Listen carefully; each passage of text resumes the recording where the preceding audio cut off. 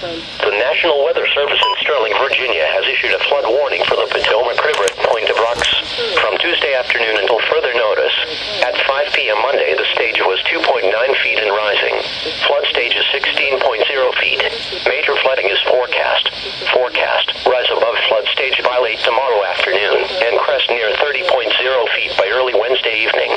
Impact at 30.0 feet. Water reaches a home on the Loudoun County side of the river near Point of Rocks. Water also covers portions of the market parking lot at Point of Rocks and covers Old Commerce Street.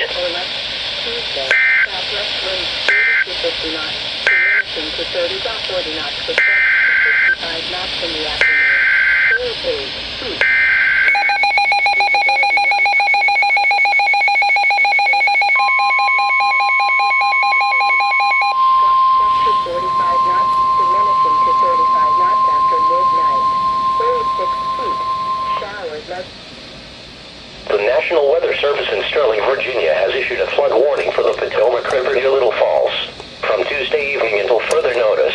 At 5 p.m. Monday, the stage was 3.7 feet and steady. Flood stage is 10.0 feet.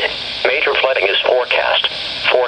Rise above flood stage by late tomorrow evening and crest near 15.3 feet by early Thursday morning. Impact at 15.0 feet. Most of the Cando Canal towpath from Edwards Ferry downstream is flooded. Water covers the lock at Edwards Ferry. The access road to Violette's Lock is flooded. Water is flowing down the sidewalk near the Georgetown Visitors Center.